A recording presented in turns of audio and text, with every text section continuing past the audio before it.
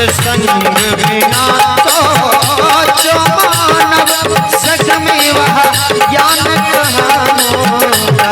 सत्संग बिना सोचो मानव जग में वह ज्ञान कहाँ होगा।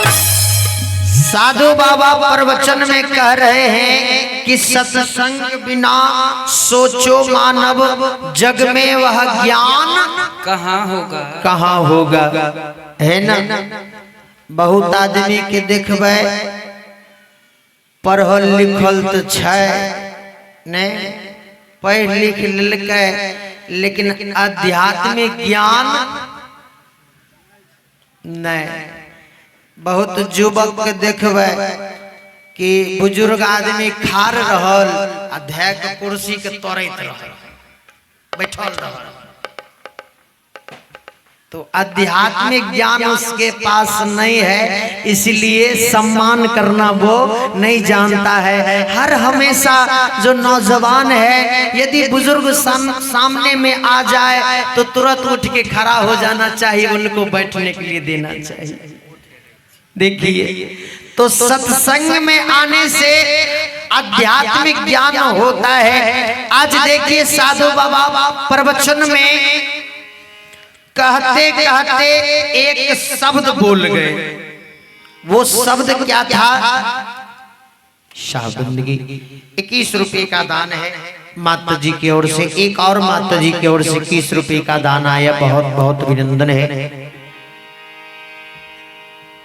साधु बाबा प्रवचन में कहते कहते एक शब्द बोल गए। वो शब्द क्या था? कि निर्वंश जगत में जो कोई है, अरे वो पापी कहलाता है। अरे ताके घर जो भोजन करता, अरे खुद पापी बन जाता है।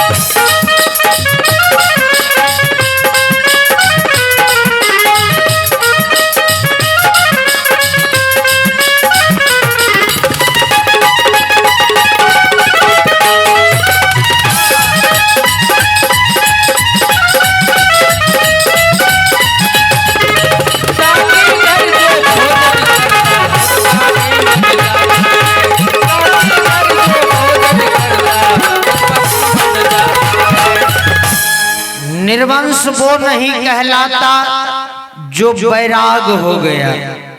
रमता जोगी राम और दुनिया से ना काम, उसे निर्वंश नहीं कहा गया है। निर्वंश उसे भी नहीं कहा गया है जिसके घर में संतान पैदा लिया, बेटा और बेटी मर गए, उसे भी निर्वंश नहीं कहा गया है। निर्वंश उसे कहा गया है गृहस्थ आश्रम में रहने के बाद पति और पत्नी के दाम्पत्य जीवन बिताते हुए यदि कोई संतान नहीं हुआ तो स्वामी जी ने स्वर्ण अक्षर में लिख दिए ये शब्द। महारानी इक्षरा राजा शंखपति जो सुना, दोनों राजा रानी निपुत्र है, निर्वंश है। ये शब्द जो सुना दोनों प्राणी वहां से उठ करके चल दिए और उठ करके चल दिया। महारानी देवी माई के मंदिर में जा करके कह रही है कि माँ, मैं सब दिन अपने प्रजा को सेवा किया, दान पुण्य किया, लेकिन माँ फिर भी तूने मेरे कोख में एक भी संतान नहीं दिया। माँ, महारानी देवी माई के मंदिर में जाके कह रही है कि माँ, कि रोबेली बझनी आए मैया